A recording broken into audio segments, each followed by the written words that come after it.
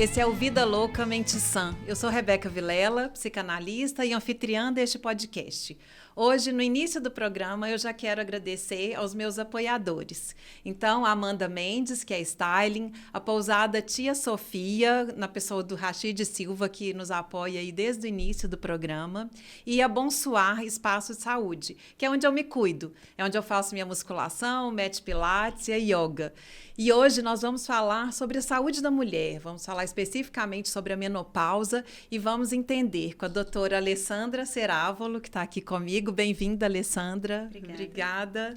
E a gente vai entender a importância do preparo, da mulher se preparar, né? O corpo e a mente para essa fase da vida. Então, convido vocês a conhecerem a Bonsoir, que é um ambiente muito agradável e que eu falo que aos 46 anos é a primeira vez que eu tenho o prazer de me exercitar e de estar numa academia. E para falar para as mulheres, que mulheres, ciclos e mais ciclos, ritos de passagem, passagem do tempo, perdas e ganhos, marcas do tempo no corpo e na história, traços de memória, névoa mental. O que importa lembrar e ficar? O que lamentamos deixar ir? Ah, mulher, bicho esquisito que todo mês sangra. E quando para de sangrar, haja fogacho para queimar essa bruxa em idade média, como cantou a Mutante. Durante essa temporada, conversamos sobre a mulher e o feminino em diversos aspectos. Um ponto se repetiu: mulher é cada uma. E para homenagear cada uma, eu trouxe uma poesia da Rita Lee. Com essa poesia, ela presenteou a Maria Bethânia, e a Maria Bethânia, com aquela força estranha, cantou Palavras de Rita. Eu, hermafrodita, da água respirei vida, no sangue que bebi, o soro, nos ares explodi em choro, da gula que comi, a fome, da fêmea que nasci, homem. Eu me transformei em mim.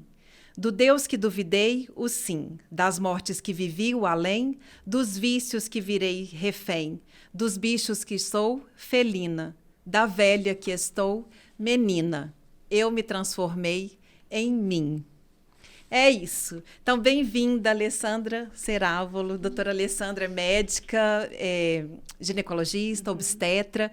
Eu queria que você se apresentasse um pouquinho para a gente e acho que já pode emendar aí para falar eu acho que é o que, não sei se é o seu filtro, se é o que permeia a sua atuação, né? Que é a medicina do estilo de vida. Acho que a gente pode emendar um pouco aí, né? A sua trajetória, nossa forma de escutar essas mulheres ali no consultório.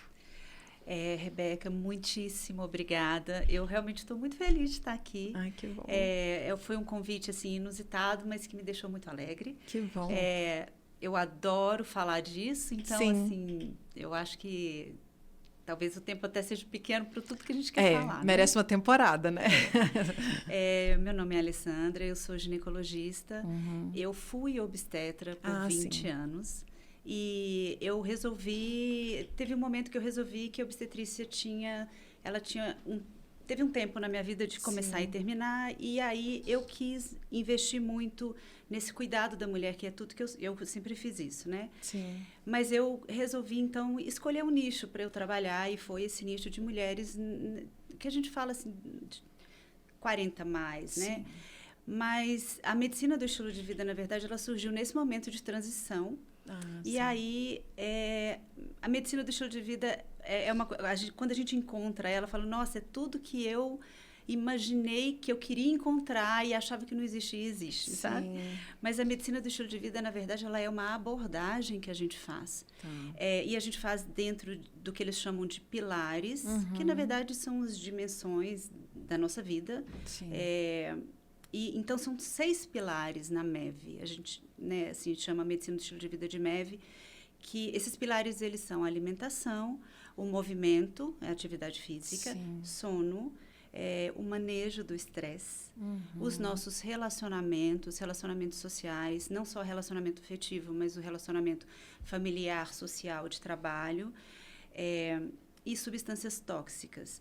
Então, esses são os pilares trabalhados nessa abordagem, porque, na verdade, a MEV ela não é uma especialidade, mas ela é uma abordagem que é feita por muitos profissionais. E, na verdade, é uma coisa que a gente fala assim, mas isso aí todo mundo sabe. Mas não é o todo mundo sabe, sabe? É a forma como a gente trabalha isso, inclusive dentro dessa individualidade. Sim. Então, assim, a gente acaba aprendendo como manejar isso dentro da individualidade de cada pessoa. Então, assim, é muito lindo, sabe? Sim, sim. A MEV é muito linda. Então, assim, nesse momento eu associo, né, o meu cuidado para mulheres com a abordagem de MEV. Porque não tem como a gente não tem como separar, né? Não tem jeito. A gente cuidar da saúde é cuidar dessas dimensões todas, né? Não é esse cuidado, como a gente vê na ortopedia, às vezes, né? Que tem um especialista para um pedacinho do dedo, mindinho, né? E tudo. Não, a gente está falando de uma pessoa inteira, entre aspas, né? Muitas aspas, né? Mas esse olhar, né? mais amplo, assim. E achei muito legal a gente começar com isso, porque então se a gente vai falar na mulher nessa fase, né? Do climatério, da menopausa, que eu vou pedir para você explicar as fases para a gente de maneira mais clara, mas envolve todos esses aspectos, né? Que você está trazendo, esses pilares aí, né? Da MEV. Sempre envolve tudo, mas como a gente está falando de uma fase de transição, eu costumo falar que fase de transição, a gente está transitando de uma fase para uma outra fase. Então, o que acontece, né, na vida reprodutiva da mulher, né? O nosso ovário ele não começa a funcionar quando a gente nasce, ele começa na puberdade e ele tem ali o seu auge e depois ele tem um declínio. Então, a gente tem esse declínio da função ovariana. E a função ovariana ela vai começar a declinar a partir de 35 anos. E aí, a partir dos 40, então, a gente eventualmente entraria nessa fase que a gente chama de falência ovariana. Então, é um processo que não vai acontecer da noite para o dia, né? E aí, a gente tem esse declínio da função até o momento da parada. A parada é chamada menopausa. Então, a menopausa, na verdade, ela é uma data. Menopausa seria essa pausa da menstruação. Meno é menstruação e pausa seria a interrupção. Então, é um momento que para totalmente. Mas aí o que acontece até essa parada é que a gente tem essa fase de transição. Hoje a gente tem chamado de transição menopausal, que é o momento em que a gente está saindo da fase reprodutiva para não reprodutiva. Que seria a perimenopausa? Que seria a perimenopausa, né? A perimenopausa, ela ficaria ali mais ou menos antes e depois da menopausa, a gente chama de perimenopausa, e a gente chama esse período também de climatério. Então, tem todas essas denominações, né? A questão é que a perimenopausa, Rebeca, assim, os autores colocam que, eventualmente, ela começaria 10 anos antes da menopausa. Olha. E aí é que eu acho que está a grande questão. É que há pouco tempo atrás, se você fosse no ginecologista e falasse assim, olha, eu estou sentindo algumas coisas estranhas que não existia antes, ele vai perguntar para você assim, mas você menstrua ainda? Você fala sim. Você fala, não. Espera parar de menstruar e você volta aqui. Então, a gente perdia essa grande oportunidade de começar a nossa atuação no momento que era necessário. Porque o que é o momento necessário? É o momento que a mulher vê a necessidade de abordar o que ela está sentindo, que ela está achando estranho. Então, a perimenopausa, muitas vezes, ela é mais sintomática do que a pós-menopausa. É isso que eu ia perguntar. O que essa mulher chegava, ou continua chegando ali no consultório, com que tipo de queixa nessa fase, que fica meio... Ainda menstrua, mas tem uns incômodos? Ela ainda menstrua, então, às vezes, ela não se dá conta que isso é menopausa. Não associa, né? Não associa. Mas, então, eventualmente, esses sintomas da perimenopausa, a gente poderia ter uma irregularidade menstrual, então, tem mulheres que falam, nossa, eu estou percebendo algumas modificações, e isso só serve para mulher que menstrua naturalmente, né? Porque aquela que usa pílula, ou que usa um DIU, por exemplo, de hormônio, ela não vai notar modificação na menstruação. Mas, então, o que são as queixas mais comuns? Muito comuns. Então, a gente tem aquela queixa de um cansaço, uma falta de energia, que é assim, eu acordo cansada. Eu não sei o que está acontecendo, minha energia não está dando. Eu nasci na menopausa. Eu acho que eu nasci na menopausa. Então, é importante a gente entender o que é da gente. Marcar a diferença, né? Marcar a diferença. E essa coisa do cansaço é muito difícil da gente abordar. É difícil, né? Ainda mais atualmente, né? Quem não ainda tá mais cansado. Atualmente, de muita coisa, de muita informação, de muita, né? Mas ela percebe assim, ó, eu tô diferente. Sim. ali, agora eu não estou dando conta mais, eventualmente isso. Sim. A gente tem insônia. Insônia é uma queixa muito comum. Então, aquela mulher que nunca teve problema para dormir e começa a acordar muitas vezes à noite, começa a ter um sono mais leve. As alterações de humor, né? Então, a gente tem alteração de humor, mas começa a ser uma coisa mais gritante, assim, sabe? Que ela fala, meu Deus, que reação que é essa, né? Aquela irritabilidade que vem do nada, enfim. Sim. Então, a gente tem esses sintomas, essa coisa da memória, da névoa cerebral, né? Dessa sensação de esquecimento. Parece que eu estou esquecendo alguma coisa o tempo inteiro. E se eu não prestar atenção, eu vou esquecer, e esquece nome, esquece, né? Que isso também, Rebeca, eu acho assim, a gente tem que tomar muito cuidado, porque a gente está com informação demais, né? Então, as coisas... Então, mas nessa fase, às vezes, impacta mais. Eu achei interessante que você marcou, né? Que o parâmetro é cada mulher, né? Sobre ela mesma. Né? Porque hoje ela muito se fácil comparar confundir. com ela mesma, né? Porque é muito fácil confundir, né? Todos esses sinais são sinais do nosso tempo também, né? A gente está muito cansado, a gente não tem dormido bem o sono. Eu conversei uma vez com um psiquiatra aqui também, ele marcou isso, que o problema do século é o sono e da saúde mental também, a gente não dorme mais. Então é difícil, é muito delicado mesmo essa clínica, né? Essa escuta. Porque é muito complexo, na verdade, né? E tem interferências de muitas coisas. Sim. E muda o tempo inteiro. Porque quando a gente vai fazer, inclusive, essa abordagem dentro da MEV...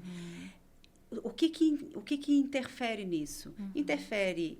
Se a gente começa a conversar aqui hoje, fazer uma abordagem da MEV, eu vou começar a te perguntar como é que você dormiu ontem. Sim. E aí, como é que foi a alimentação? Seu intestino está bom? Está absorvendo o que precisa? Né? O movimento faz parte da sua vida? Como é que estão os relacionamentos? O manejo do estresse talvez também seja uma das coisas mais difíceis e que a gente precisa aprender, né? Manejar o estresse na nossa vida. Mas, então, assim, é tudo muito... É complexo, né? Porque isso está acontecendo o tempo inteiro e todos os dias. E todo dia diferente também, né? Por isso que demanda mesmo essa escuta mais sensível, né? E atenta a isso. E a questão da abordagem... Então, assim, a primeira coisa é a gente identificar se esses sintomas são compatíveis com a deficiência hormonal. A grande questão... Aí tem um exame laboratorial? Então... É interessante essa pergunta, assim. Na verdade, então, na perimenopausa, o que está acontecendo ali, antes da menopausa? Eventualmente, a gente não tem a ausência do hormônio, mas a gente tem uma variabilidade dele muito louca. Então, enquanto antes a variabilidade é mais suave, aqui é uma variabilidade de altos e baixos e picos mesmos. Então, a gente não tem um exame laboratorial que detecta, porque eventualmente você vai pegar o hormônio aqui e eventualmente aqui. E assim, qual hormônio que faltaria? Eventualmente, se a gente não está ovulando, porque é igual lá no começo da vida reprodutiva, a gente tem ciclos anovulatórios, que não tem ovulação. E aqui no final também. Quando a gente não está ovulando, está faltando progesterona. Mas tem mês que ovula, tem mês que não ovula. Então, é uma bagunça hormonal. Na verdade, não é exatamente a ausência do hormônio, como vai acontecer na pós-menopausa. Então, a gente tem que identificar esse período. Mas, assim, Rebeca, teoricamente, como é que você identifica o período? Pela idade. Né? Alguns autores colocam 40, outros 45, mas eu diria, toda mulher depois de 45 está na perimenopausa, está na transição menopausal. E como abordar essa fase, né? Então, primeira coisa, identificar o que está acontecendo e aí a gente traçar um planejamento de abordagem que não necessariamente é hormonal. Sim. Eu ia te perguntar, como é que então já começa essa atenção e esse cuidado nessa fase? A mulher vai de acordo com os sintomas, né, de cada uma? De acordo com os sintomas. A gente, assim, podemos dosar hormônios, tá? Não é questão disso, mas isso não necessita disso para o diagnóstico, né? É clínico. É clínico. É clínico. É o que ela conta, é o que ela identifica, é o que ela percebe. Eu vejo que tem mulheres assim, tem mulheres com muitos sintomas, tem mulheres com poucos sintomas, mas tem aquelas mulheres que não percebem. Sabe assim, tem gente que é muito atencioso. Eu ia brincar com você se é mentira dessa mulher. Não é mentira. Não é mentira. Não é mentira. Então, isso é muito... Você sabe que você está falando uma coisa muito importante? Hoje, no Brasil, a gente tem 30 milhões de mulheres nessa fase. Sim. E uma grande maioria dessas mulheres, elas não são escutadas ou não são valorizadas nesses sintomas. Sim. Então, ela procura, ela fala, olha, isso está me incomodando, eu não estou dormindo, né? E esse sintoma não é valorizado. Sim. E isso, no meu ponto de vista, Rebeca, é um grande problema. E quando a gente aborda MEV, o que acontece? Vamos pegar esse exemplo da mulher que não dorme. Ela começa a ter essa privação de sono. Sim. Um sono não reparador. Então, ela já acorda, não acorda assim, não, estou pronta para a vida. Não, eu acordo, então vamos lá, né? Então, vamos, porque tem que fazer o que tem que fazer. Então, ela já acorda assim. Se ela acorda dessa forma, ela vai estar mais irritada durante o dia. Sim. As relações são prejudicadas. Ela, muitas vezes, não consegue fazer uma atividade física porque ela está cansada. Ela vai comer mal, porque a literatura mostra isso. Privação de sono faz a gente ter escolhas alimentares piores e necessitar de mais caloria. Então, a gente vai entrando num ciclo assim, num ciclo, né? E eventos de cascata, que uma coisa vai levando a outra. Sim. E a gente, e depois mais uma noite de sono ruim, né? E vai emendando ali. Então, assim, eu percebo que tem uma hora que a gente tem que parar essa roda. Sim. Né? Parar. E a gente tem que fazer alguma intervenção, que pode ser hormonal. Então, assim, qual é o momento de entrar com a terapia de reposição hormonal? É o momento que essa mulher necessita. E aí é cada mulher. E a gente vai fazer a combinação dos hormônios em decorrência da necessidade dela, sabe? Então, como é que é esse manejo aí? É para que mulher esse? Então, ou é impedido em que casos? Então, quais casos? É interessante a gente falar que a terapia hormonal, na verdade, a visão que a gente tem hoje para o manejo da menopausa é muito diferente do que acontecia nesses últimos 20 anos. Há pouco tempo, né? Uma grande mudança. Uma grande mudança. E eu queria até falar depois, assim, que mudanças foram essas? Porque muitas mulheres, nossas mães, viveram esse momento ali de 20 anos atrás, né? Então, se a gente está aí, quem está entre 45 e 55, né? 40 e 50 anos, quem está agora iniciando essa fase, as mães, 20 anos atrás, estavam mais ou menos, né? Sim. Então, essas mulheres passaram por um momento muito ruim da abordagem de menopausa, que foi uma questão de como que os hormônios estavam sendo usados naquele momento. Hoje, tudo mudou. Então, é importante a gente falar do que mudou, porque traz muito essa crença de que a terapia hormonal é ruim, que ela pode ser muito perigosa, né? As mulheres têm medo, muito medo ainda, né? E a gente precisa desmistificar isso, assim, que medo é esse da terapia hormonal? Porque a gente também, não é que toda mulher tem que usar o hormônio. Que medo é esse? Por exemplo, eu faço uso da levotiroxina, né? Porque eu tenho uma disfunção da tireoide. E não tenho medo nenhum, né? Para usar a levotiroxina. E é uma reposição hormonal que eu faço, não é isso? Né? Ela cumpre a função, porque a minha tireoide fica no estresse ali, no limite. Então, uma das coisas que mudou é porque, então, assim, né, relacionado com esse medo. Hoje, a gente tem usado hormônios bioidênticos. O que é um hormônio bioidêntico? O hormônio bioidêntico não é hormônio manipulado. Às vezes existe uma falta de clareza disso. Hormônio bioidêntico quer dizer um hormônio em que a molécula que eu vou usar é igualzinha a que meu corpo produz. Então, é a mesma molécula. Então, o meu corpo identifica aquilo e ele identifica. É a mesma molécula, é o estradiol. A gente usa o estradiol, a gente usa a progesterona, a gente usa a testosterona. São moléculas similares aos nossos hormônios. Então, assim, o medo que as mulheres têm, o que eu vejo no consultório? Né? Muito medo. Primeiro, com relação a câncer de mama, né? Então, existe esse medo de que o hormônio dá câncer, né? E, na verdade, por que existe esse medo? E trombofilia também entra aí? E trombose. Também, né? E trombose. São os dois maiores receios, né? É de ter trombose e ter um câncer associado ao hormônio. Então, assim, na realidade, o que acontece, né, Rebeca? 20 anos atrás, a história é que o maior estudo que a gente já teve em terapia hormonal, maior de todos, aconteceu 20 anos, ele foi publicado 20 anos atrás, na verdade. E quando esse estudo foi publicado, ele mostrou que um dos braços desse estudo mostrava aumento da incidência de câncer de mama e mostrava aumento de fenômenos tromboembólicos e piora do sistema cardiovascular, assim, né, dessas alterações. Só que depois disso, muita coisa mudou. Sim. Então, assim, esse estudo teve coisas, assim, equivocadas, até com relação à idade das mulheres que foram analisadas, enfim. De lá para cá, primeiro, a gente não usa mais aquele tipo de hormônio, que eram hormônios modificados. Então, a gente não está usando mais... hoje a gente usa esse bioidêntico, que eu te contei lá atrás, não. Sim. Então, aquele hormônio que, na verdade, era uma progesterona, estava associado ao aumento da incidência de câncer de mama. Então, hoje a gente não usa mais. O que a gente tem hoje com relação a câncer de mama? Na nossa faixa etária, de cada 1.000 mulheres, 4 vão ter câncer de mama. Usando a terapia hormonal, de cada 1.000 mulheres, 5 vão ter câncer de mama. Então, esse aumento é muito pequeno, na verdade. Sim. E é claro que, assim, não é o hormônio que faz o câncer aparecer, até porque o câncer, ele é multifatorial. Sim. Eventualmente, o hormônio vai alimentar esse tumor. Então, se a gente identifica um câncer de mama, esse hormônio tem que ser retirado. Sim. Né?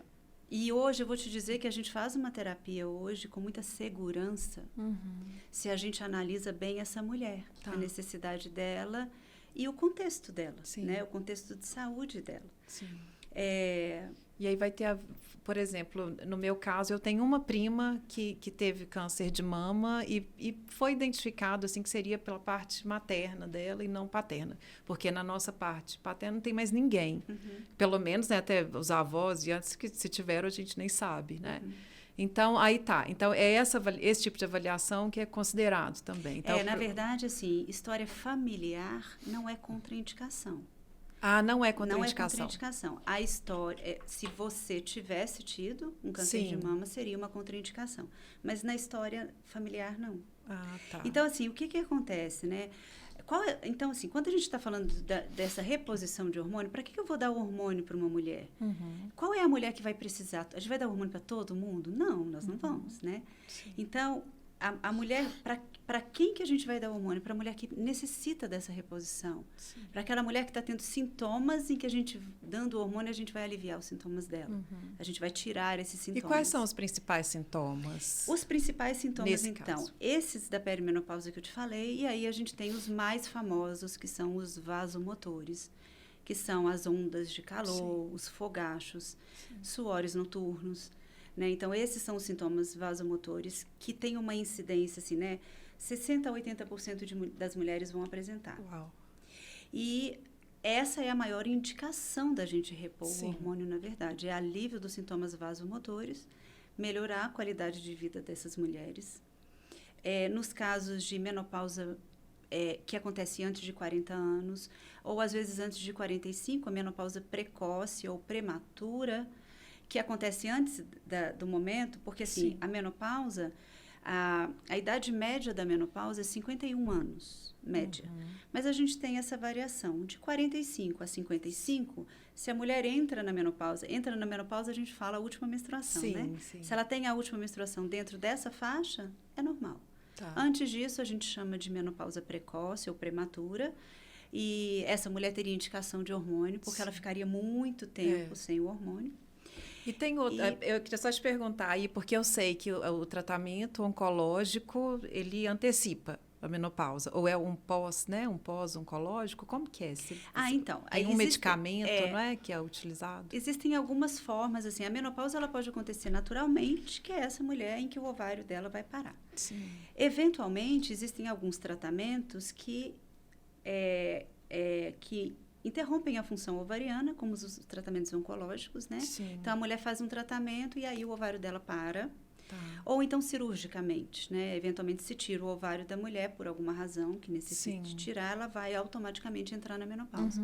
Então, a gente tem a menopausa química, que é essa que acontece com medicação, e a menopausa cirúrgica e a menopausa natural. Mas pode ser naturalmente precoce? Pode ser naturalmente precoce, pode. E se ela é naturalmente precoce, a gente vai analisar e vamos introduzir a terapia hormonal para ela, para que ela não fique tanto tempo sem o hormônio. Sim. E aí, então, nós vamos eleger a mulher que vai fazer a terapia, né? Então, a gente vai avaliar se ela tem indicação. O que basicamente é ter indicação? Seriam esses casos. Sintomas que a gente quer aliviar. E nos casos, então, dessa prematura e nos casos, às vezes, de osteoporose muito grave na família, de muitos casos na família, de fraturas, a gente entra com a terapia. Sim. Depois de ver a indicação, a gente tem que ver a contraindicação. Essa mulher pode fazer terapia, né? E aí a gente vai analisar se essa mulher teria alguma doença, alguma coisa que poderia impedi-la de fazer a terapia. E aí, nesses casos, a gente tem, né? Se ela já teve um câncer de mama, se ela tem alguma doença hepática, né? Alguma doença do fígado que contraindique. Casos como, por exemplo, doenças assim, lúpus sistêmico, porfiria, são coisas mais raras que contraindicariam. Enfim, a gente tem as contraindicações muito pontuais. E essa mulher não tendo contraindicação, então a gente propõe a terapia de reposição. E a terapia de reposição, Rebeca, assim, é importante a gente falar que para que ela serve? É para melhorar a qualidade de vida. Ponto. É para a gente tirar esses sintomas da falta do hormônio e fazer com que ela melhore. Mas aí vem uma parte muito importante da abordagem, que a terapia de reposição hormonal é uma pecinha desse quebra-cabeça. Se a gente não avaliar as outras coisas, a terapia de reposição não substitui nada. Ela não substitui os recursos que a gente precisa para ter essa boa vida. Ótimo. Né? Ai, que bom você ter falado sobre isso. Agora, acho que ainda falando da terapia hormonal, queria falar sobre libido. Né, que esse é um ponto também. Eu conversei com algumas mulheres, eu quero até agradecer minhas primas, minha família e amigas assim que me encheram de questões e de perguntas. E essa é uma que surge bastante, né? Exatamente. E libido, como é que resolve isso? E nesse caso, quando não é possível a terapia hormonal, tem outras estratégias, alternativas? Então, é uma queixa muito comum. Eu deixei de falar, né? Rebeca, é uma queixa muito comum. Agora, a libido, eu vou te dizer assim, ó, cá entre nós, né? Você é uma psicanalista, assim, libido é uma coisa extremamente delicada de abordar. E talvez, assim, dentro da individualidade de cada pessoa, porque a libido é a libido da pessoa e é o casal. Né? Ou então, é a relação que essa pessoa tem com outra pessoa. E como tudo que a gente está falando, que acho que desde o início, a libido não é... A gente não está falando só de um corpo fisiológico, né? A gente está falando a gente tem um outro corpo erógeno, né? Eu vou te falar que libido talvez seja a coisa mais difícil da gente realmente abordar. Porque é extremamente complexo, envolve questões de crenças, de como é que essa mulher foi, a criação dessa mulher, como é que ela viu isso, como é que ela aprendeu isso, como é que ela vivenciou isso, né? Então, é extremamente complexo. Mas a gente tem o impacto do hormônio na nossa libido. E o que eu estou falando de libido, na verdade? Né? Eu estou falando do impulso, assim, do desejo sexual e da resposta sexual. Né? Então, assim, nós mulheres, o que eu vejo, a minha visão é que essa questão do desejo fica um pouco, né? O homem, ele é muito mais aflorado para essa questão do desejo do que a mulher. A gente tem um desejo espontâneo, mas ele é muito pontual, né? Ele é muito, assim, o homem tem um desejo mais estável, assim, né? De uma maneira geral, estou dizendo, né? Não vou generalizar, mas de uma maneira geral. E a gente tem a resposta, né? A resposta frente a um estímulo, como é que o nosso corpo responde? Então, a gente tem que conversar com essa mulher e entender o que está acontecendo. Quando ela fala assim, ó, a minha libido está 0, ou então a minha libido diminuiu. O que ela está querendo dizer com isso exatamente? Né? Ela está falando do desejo, da resposta, do que é. Ela está comparando com o que já foi muito bom e diminuiu. O que está impactando nisso? Né? E, assim, existem, às vezes, medicamentos que impactam na libido. A gente tem que analisar isso também. Existem muitas mulheres usando, por exemplo, antidepressivos, ansiolíticos, que impactam na libido. Né? Enfim... Podemos fazer uma reposição de hormônio para a libido? Então, isso é uma outra coisa extremamente delicada de se conversar. Podemos. E qual é o hormônio da libido? É a testosterona. Então, nós podemos associar a testosterona à terapia? Podemos. Para quê? Para libido. Ponto. É para libido. Agora, algumas mulheres vão responder muito bem e outras, mesmo a gente adequando esses níveis hormonais, a libido ainda continua ruim. Então, é delicado, sabe? Sim. Mas podemos fazer a reposição. Dosar testosterona não é correto. Então, você fala assim, deixa eu dosar minha testosterona para ver se ela tá boa. E aí você dosa e fala assim, ai, tá horrível. Não é assim. Eu vejo, às vezes, mulheres com libido muito boa e a testosterona até baixa. E, às vezes, aquela com a libido baixa, a testosterona boa. Não é pelo nível da testosterona. Sim. Então, isso não é essa é uma pecinha, né? Usando a sua figura. Essa é só uma pecinha. É só uma pecinha. Tá falando. Tem... Então, o buraco é muito mais embaixo. É mais embaixo, Mas você sabe o que eu acho, assim, Rebeca? Eu acho que essa fase, eu tem me encantado muito, assim, sabe? Do encontro que eu tenho com mulheres. Sim. E da gente perceber nessa fase, assim, de todo o caminho que essa mulher já fez até agora, né? Ela tem a bagagem dela, ela tem a vivência dela. Então, assim, querendo ou não, essa maturidade que a gente tem nesse momento é muito bonito, sabe? Sim. Porque a gente já sabe, assim, aquilo que funcionou, que não funcionou, o que eu quero, né? Então, a gente começar a florar isso. E na MEV a gente fala isso, a gente fala de florescimento. Sim. É bonito, sabe? De falar assim, a mulher vai florescer, que é isso que a gente deseja, né? Cada mulher na sua singularidade, que ela seja aquilo que ela é. Não, e é interessante demais você falar sobre isso, porque a gente tem a tendência, né? O sujeito humano, a gente tem tendência acho que, não sei se é tendência ou se é fato, assim. A gente percebe primeiro as perdas, né?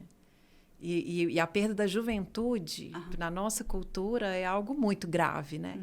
É errado. Eu já vi, como tem aí, acho que é famosa até essa frase, né, da Constança Pascolato, que envelhecer pra gente é errado, né? É proibido. Então, acho que tem uma associação que é feita, cola nisso, então vê muito as perdas, né? E perde, às vezes, a oportunidade, acho que muitas vezes, a oportunidade de ver as possibilidades, que é o que você está falando aqui, né? Que é de questionar isso, como é que eu vim até aqui. É muita gente que chega no consultório nessa fase aí, A gente pode falar meia-vida? Eu acho que tá sim. Tudo bem falar? Eu acho que sim. É porque esses termos não me incomodam, sabe? Mas as meia-vida, não, eu tô na meia. Deve ser, né? Pensando na expectativa de vida, né? Mas, enfim, pensando assim, como é que eu vim até aqui? Mas agora já tem... É meio que distraidamente, né? Vencemos até aqui distraidamente. Agora já tem uma outra questão, né? Como é que eu quero seguir? O que eu quero daqui para frente? E são perguntas muito importantes, né? Que acho que é isso que você está falando, não é? Eu acho assim, por mais que a gente não tenha um controle absoluto, e não temos mesmo, né? Mas eu acho que é isso mesmo. É vislumbrar isso, né? Mas vislumbrar isso de uma maneira... Esse novo... confortável, assim, talvez, né? Porque, assim, o que eu percebo?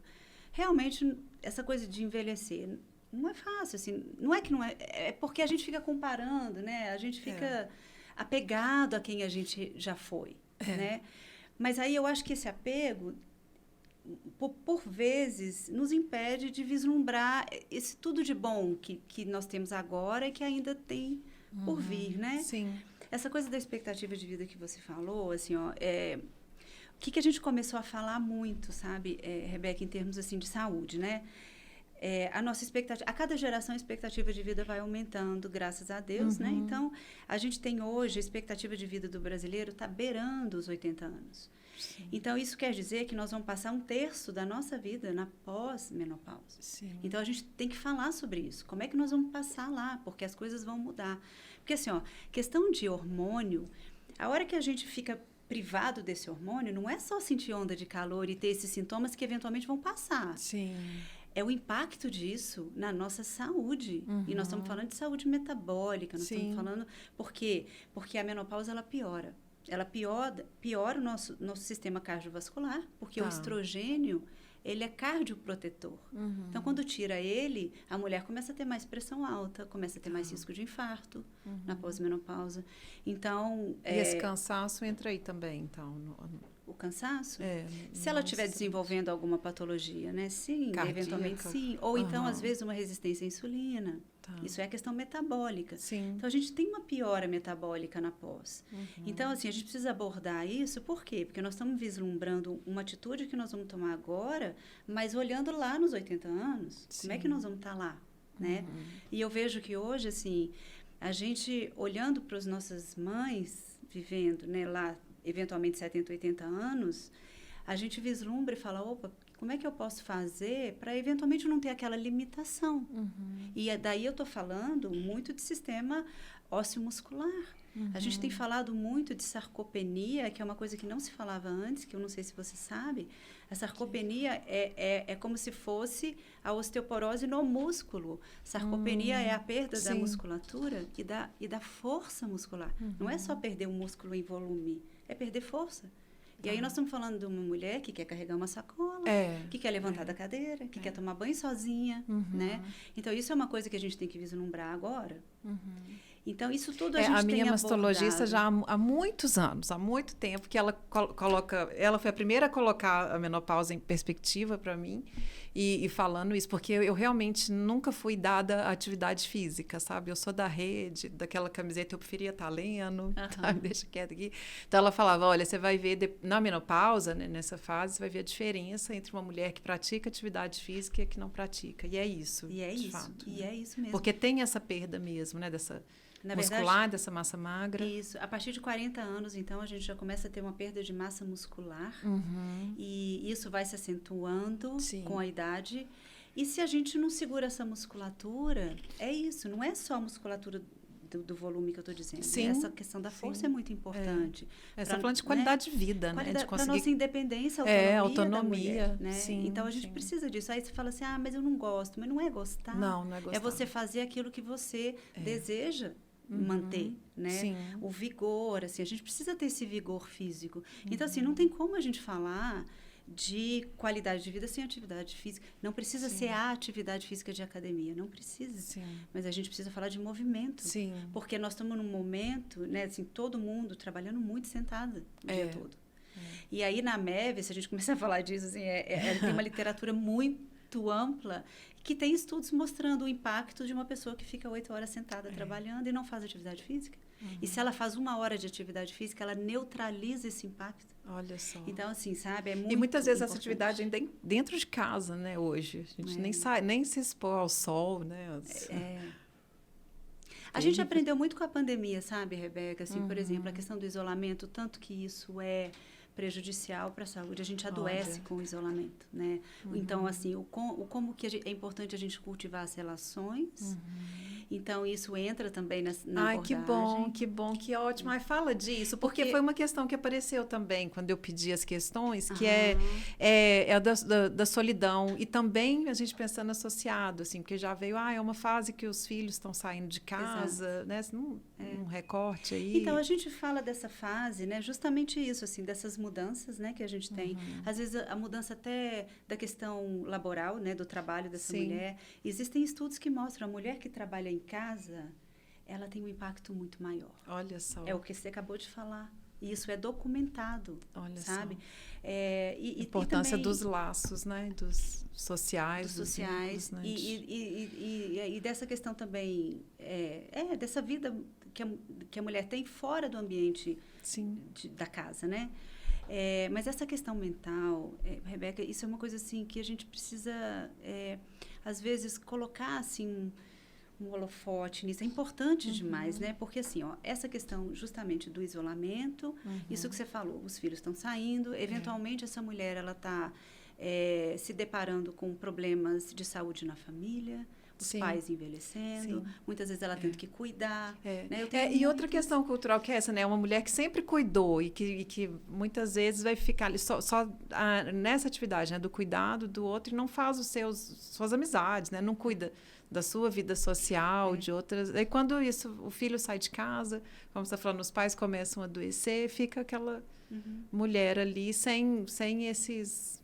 né? Sem esses laços mesmo, né? Sem outros vínculos. Eu acho assim, eu acho extremamente a gente abordando essa fase é justamente assim, entender dessa mulher, assim, ela nunca se prioriza, né? Não, a mulher não se prioriza. Ela tem filho, a prioridade é o filho. A prioridade é a casa, a prioridade é o trabalho, a prioridade são os pais. Quando é que a prioridade é ela? Pois é. Sabe? E a nossa prioridade tem que ser a gente sempre. Tem. Mas não é priorizar de eu vou só fazer o que eu quero do jeito que eu quero, né? Não. Não, eu falo que acho legal aquela figura da máscara do avião, né? Você colocar a máscara primeiro, cuidar de você primeiro para depois cuidar dos outros, né? E isso não é romantizar a vida, pelo contrário, é muito pragmático isso, é necessário. É necessário. E esse cuidado, assim, essa priorização, às vezes é uma coisa muito pequena. Não precisa ser coisa grande, mas uma coisa pequena, em que você consegue trazer para o seu contexto e gentilmente, sabe? Não é, eu vou falar não para você para falar sim para mim. Não, a gente fala sim para tudo, mas a gente consegue, é a forma de dosar isso, né? De você priorizar você, justamente isso. Porque se eu estou bem, a gente transmite isso. A mulher que está bem, que está inteira, que está consciente disso... Ela consegue... A casa é diferente, claro que é. É sim. O trabalho dela vai ser diferente, né? Então, ela precisa no consultório entender. isso aparece muito, assim. É muito importante a mulher entender que ela desejar, sabe? Que uma das melhores coisas que ela pode fazer pelos filhos, por exemplo, é desejar, que é ensiná-los a desejar também. Né? E isso é uma abertura mesmo. E eu costumo falar, Rebeca, que não é uma questão de vida perfeitinha, porque não é mesmo. É até chato, né? Isso. É chato ficar falando, eu tenho que isso, tenho que aquilo e tal, como se existisse um roteiro. Não é isso. Para mim, é essa sensação de conforto, sabe assim? Sim. Da gente estar confortável. Tá tendo coisa ruim, difícil? Sim, mas tá tudo bem, assim, né? Nesse conforto, às vezes, até do manejo da coisa, né? Mas, assim, é muito importante a gente avaliar. Quando a gente está falando de manejo de estresse, eu adoro... na MEV, quando a gente fala isso, a gente fala de repertório. Tá. Infelizmente, tem pessoas com repertório muito restrito. Sim. Então, como é que ela maneja o estresse? Tomando remédio. É muito mais fácil. É muito atual, né? É fácil, né? Você vai... num psiquiatra, ele vai medicar você. Eu não estou falando contra, tá? De forma nenhuma. A gente é um recurso, frisa muito claro. Isso aqui, claro. Salva vidas, né, em alguns momentos. Mas tem que ser bem administrado, né? Eu acho que a gente entender que ele não é o único recurso, muitas vezes. E nem o primeiro, né? Muitas vezes pode não ser o primeiro. Mas, assim, contanto que a gente tenha esse leque de opções, mas que tem que encaixar no contexto dessa mulher. Por isso que a gente tem que explorar isso. Como é que você maneja o estresse? A gente faz essa pergunta, não é essa pergunta, né? Mas se eu perguntar, como é que você maneja o estresse na sua vida? Às vezes as pessoas param, não tem, entendeu? Não tem. E o que é manejar o estresse, né? Na literatura, a gente tem muito bem documentado, número 1 de manejo de estresse é meditação, é número 1. Porque é muito estudado, a gente tem. Mas a gente tem uma lista de coisas para o manejo. Que vai na yoga, que vai na respiração, que vai no contato com a natureza, que vai cuidado com planta, com animal. O que você gosta de fazer, sabe? Eu gosto de ler. Então, reserva um pouquinho do seu dia para aquilo. Eu gosto de um trabalho manual, tanto que um trabalho manual, às vezes, recarrega isso, né? Então, é você fazer um pouquinho aquilo que te aquece o coração, né? Porque aí você está administrando. Eu falo, quando eu comecei yoga, às vezes eu até chorava, que me emocionava muito isso de fechar os olhos, de olhar para dentro, né? De olhar para fora, olhar para dentro, se perceber um pouco como é que você está, onde está doendo. A gente às vezes nem percebe, está com uma dor nas costas e não dá tempo de parar para ver, né? Então, acho que esse vislumbre da nossa vida, ele é tão bonito. É bonito. E até as coisas ruins, assim, elas podem ser olhadas de outra forma, né? Porque isso é de crescimento. O florescimento, na verdade, ele passa por aí, né? Tudo aquilo que você já viveu. Não é só eliminar, né? Como você falou, não é só eliminar um sintoma, eliminar o dor, não. De alguma forma, né? Assim, aquilo faz parte. Mas você trazer aquilo para uma coisa do crescimento da pessoa, né? Porque a gente não está parado. não vai parar nunca, só vai parar quando acabar, quando a gente morrer.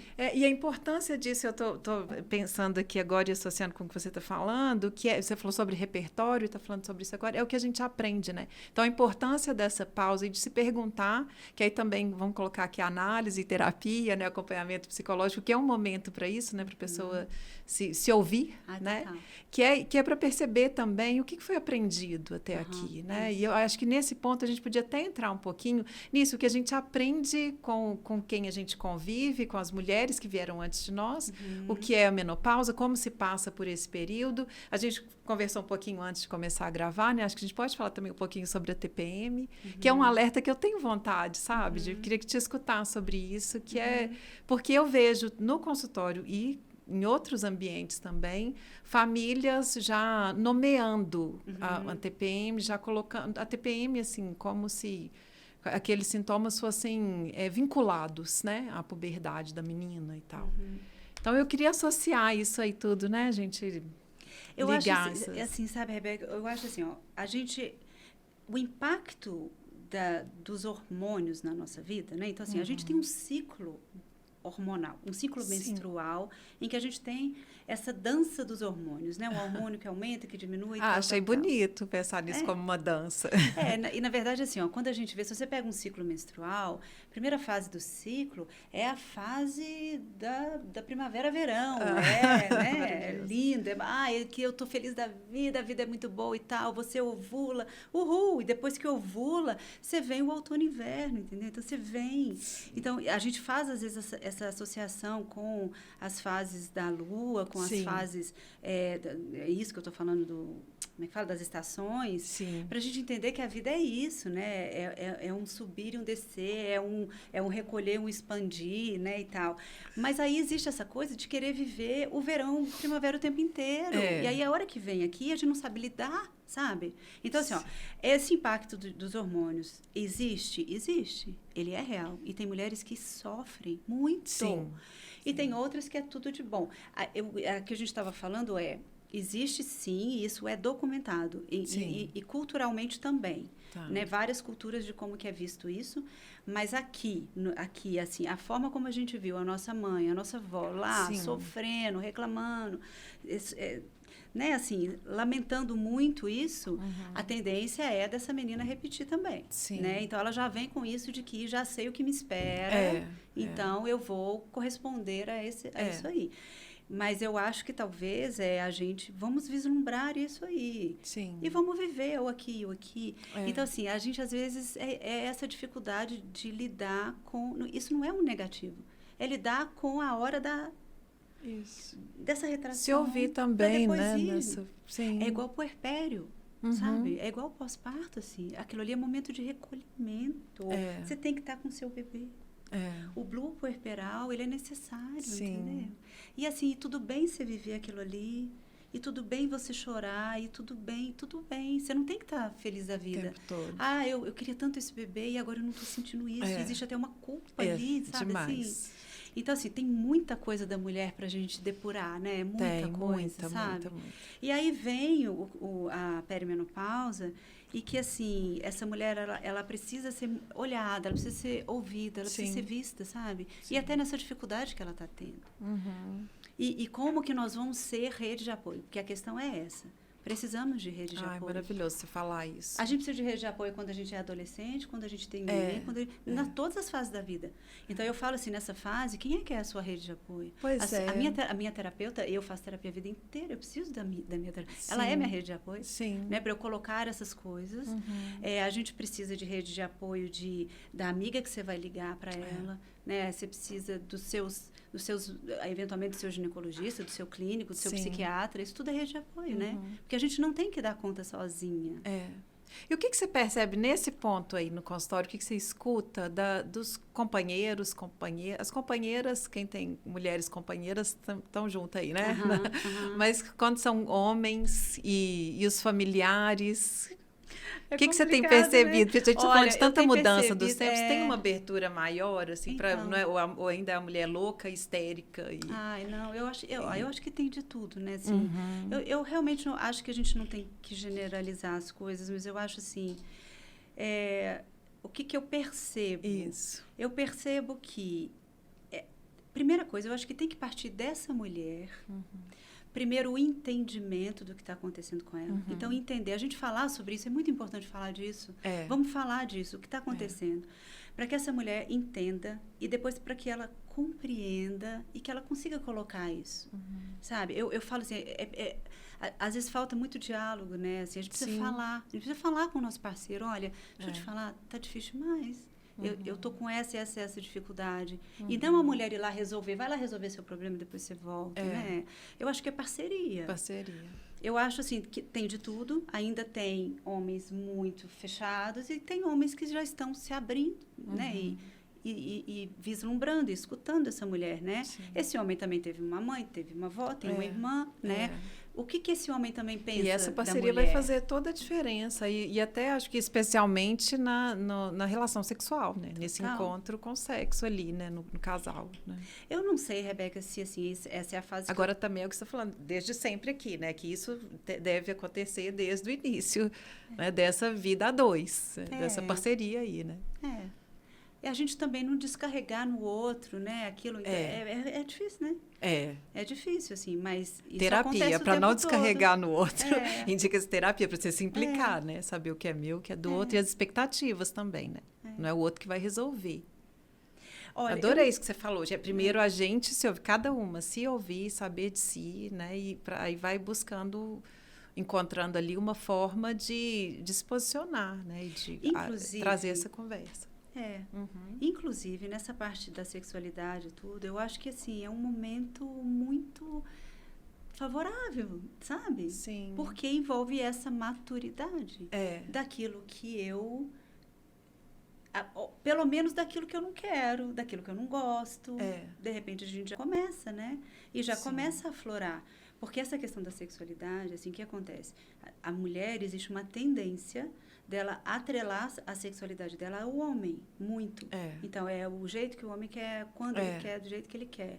E ela, né? Então, ela tem que explorar isso nela também.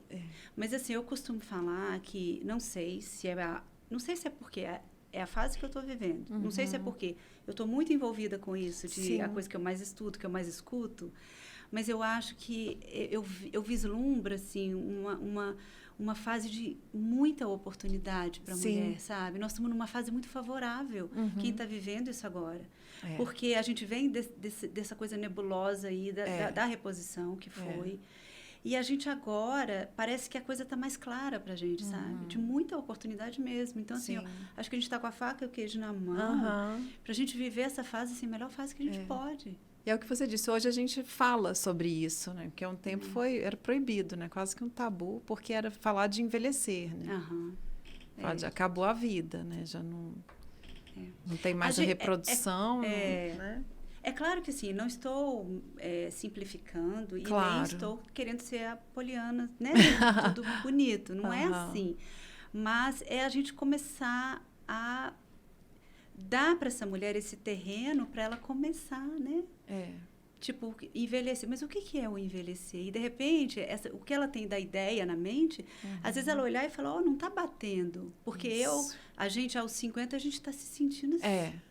Não me sinto, né? É por isso que a gente precisa se ouvir, olhar, e não ir nesse embalo do movimento e da cultura, e muitas vezes de quem está em volta, né?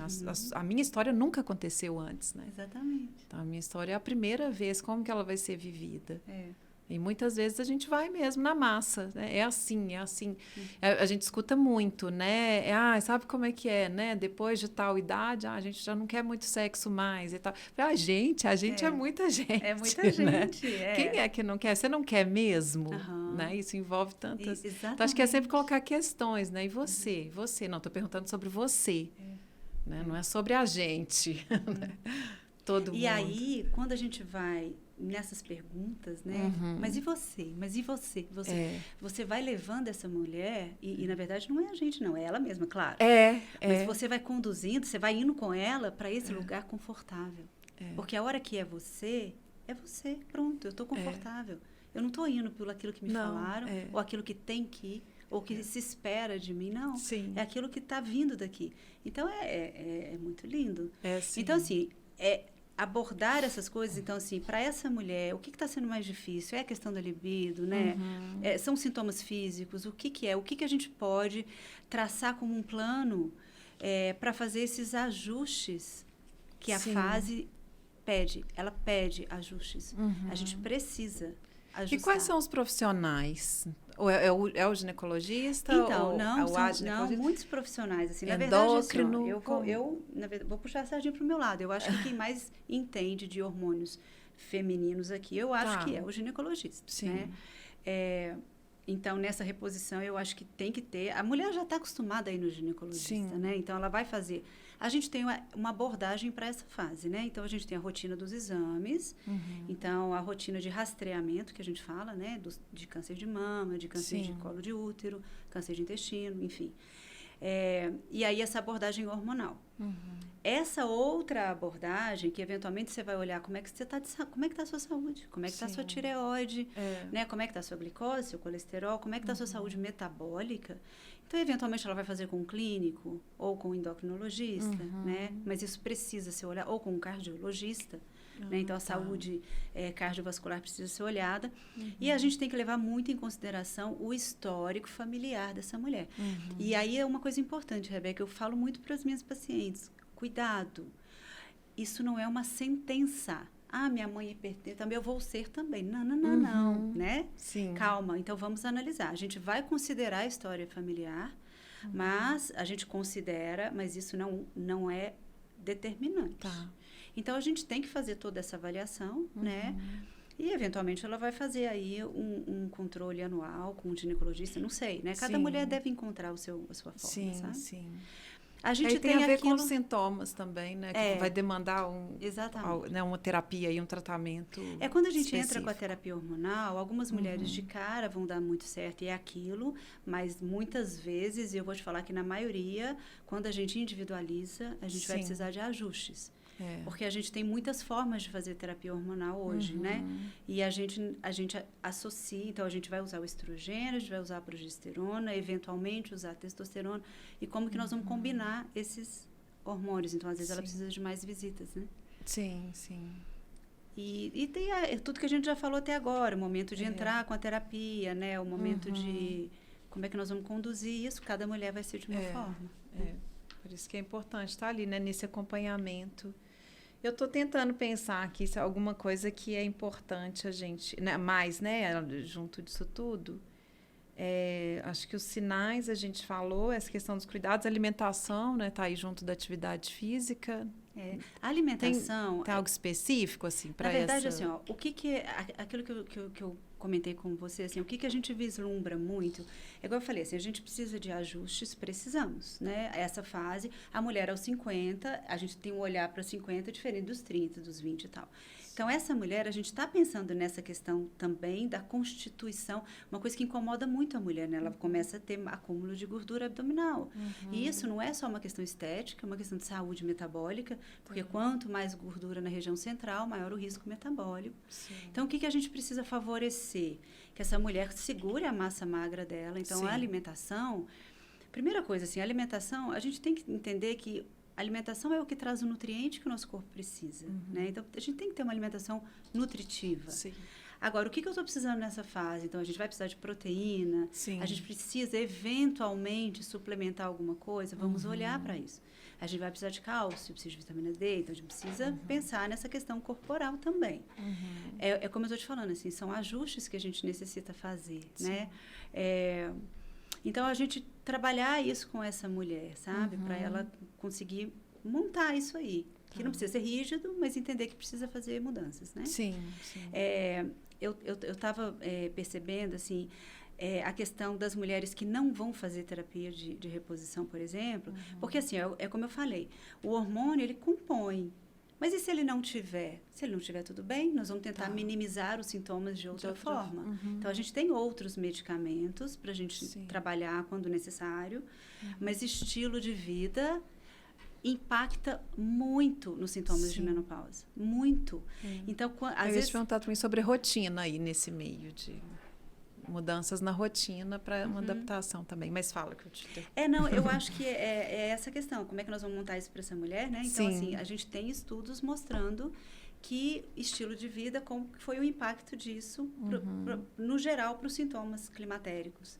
E traz muita diferença. Sim. Por isso que eu falo assim, então, quando a gente vislumbra tudo, a terapia hormonal, ela é uma pecinha, e aí o que você vai mudando no seu estilo de vida, você vai compondo esse conforto aí que a gente quer ter. Né? A gente quer ter disposição, né? A gente quer se sentir que a gente está bem no corpo que a gente está, né? E essa questão também de trabalhar essa questão dos desafios que a gente está tendo da parte emocional e mental, né? Eu esqueci essa pergunta. Eu só coloquei a rotina aí, nessa questão da alimentação e mudança de rotina. Aí eu lembrei de um vídeo que eu assisti nas redes sociais um dia desses, que é a Ingrid Guimarães, né, a atriz, falando. Acho que ela está com 53, ela fala no vídeo, não lembro. Mas que ela está chateada porque ela não consegue mais ter o pique que ela tinha antes. E ela quer sair à noite, depois da apresentação do teatro, mas no outro dia de manhã tem que acordar cedo para ensaiar ou para gravar, ou seja lá o que for. É aquela história, né, Rebeca? Assim, nem tudo que você quer, nem tudo que lhe convém, sabe assim? Eu acho que é muito questões de escolhas também, né? O que eu tenho percebido, assim, é uma questão da gente saber administrar. Sim. Administrar é diferente de controlar, assim, administrar mesmo, né? Como é que eu vou administrar essas coisas, assim? Então, a gente tem que ter essa clareza, assim, eu quero tudo, mas como é que eu vou administrar tudo? Né? Então, assim, o que se quer, o que a gente precisa priorizar, né? Acho que é uma questão... Aí, vamos aproveitar aí, né? A gente está chamando aí de meia-vida. Espero que ninguém fique chateado. Gente, é tão bonito isso, né? Ainda é muito bom, né? Então, aproveitar esse momento como uma oportunidade, que é o que você está falando. Para saber o que você quer, né? Fazer essas perguntas, quer mesmo. Prioriza, né? O que é mais importante. E tem uma coisa, assim, isso que você está dizendo, né? Desse exemplo, é assim, o que eu percebo muito assim, eu quero isso aqui, eu quero esse objetivo. Só que o que eu estou fazendo está me levando para lá, mas peraí, a gente tem que alinhar. Então, esse alinhamento das expectativas também é muito importante, né? Sim. Então, eu acho que, assim, a gente ter essa visão mais ampliada, eu percebo assim, a gente faz rotina, igual na abordagem, rotina ginecológica que tem que fazer, então vamos fazer a rotina, o que pode mudar, o que tem variáveis, e aí cada mulher traz para o seu contexto, está tudo certo. Sim. Né? Sim. Eu acho que a gente não deve querer encaixar muito. Eu acho que isso não é bom para nada. Não é. É o desejo de cada uma, é a vida de cada uma, né? Vamos cuidar disso.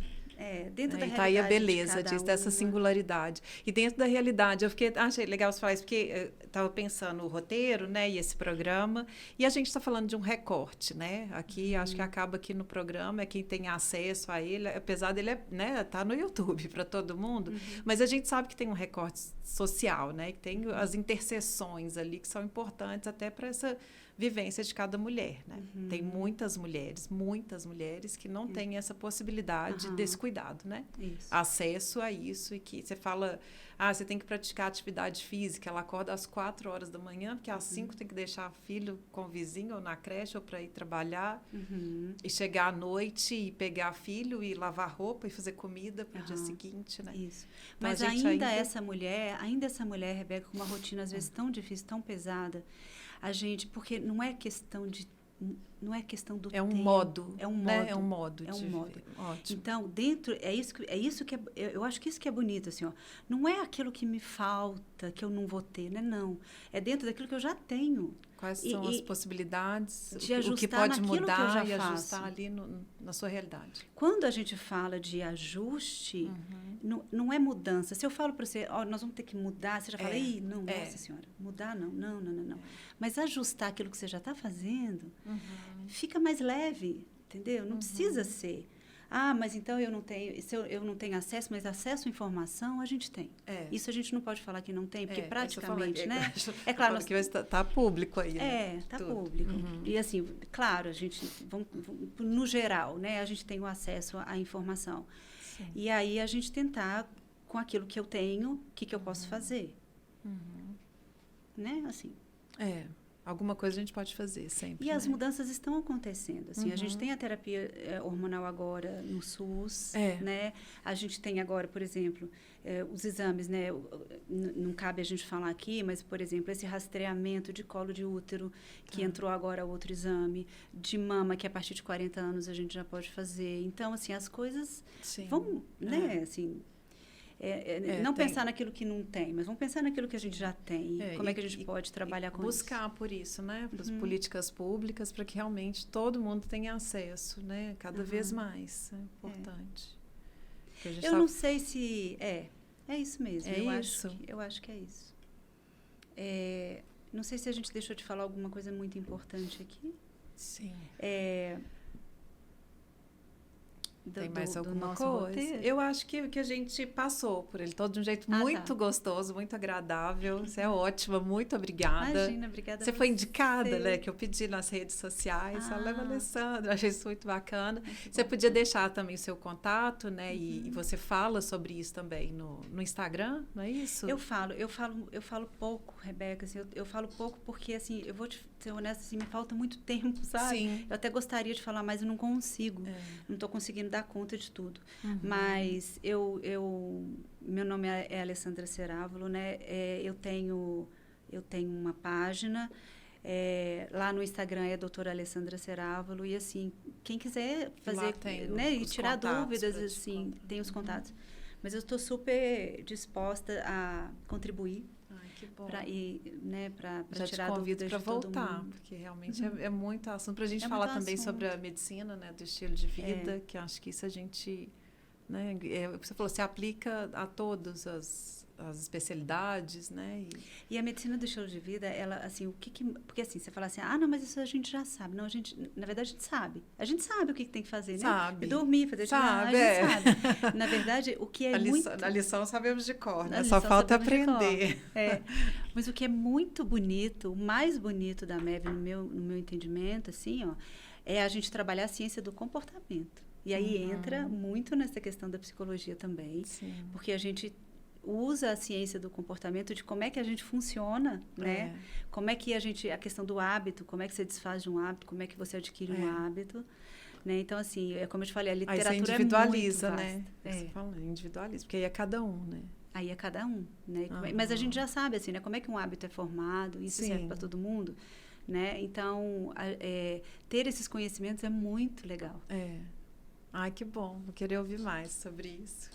Alessandra, muito obrigada. Muito obrigada. Que delícia de conversa. Estou muito feliz de ter, enfim, conseguido falar sobre menopausa aqui no Vida Loucamente Sã. Olha, eu espero de verdade que tenha sido assim, uma coisa para esclarecer ou para a gente levantar esse assunto e para a gente poder ainda falar mais. Isso. Espero ter contribuído, espero ter, né, assim... Foi muito, esclareceu muito e deixou reflexões, muitas reflexões, né? O que acho que é tão importante quanto essa informação, né, mais técnica.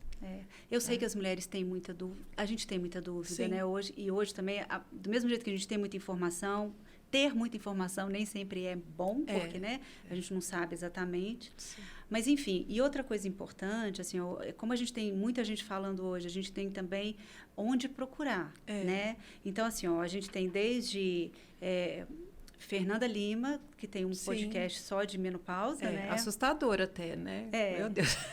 Mas às vezes a pessoa leva muito pro contexto dela, né? Mas enfim, tem... mas ele apresenta, assim, o drama mesmo, né? Até acho que eu escutei também, lá pelas tantas, tem uma que não teve os sintomas e tal, e como assim? Não, né? Que os primeiros são trágicos, né?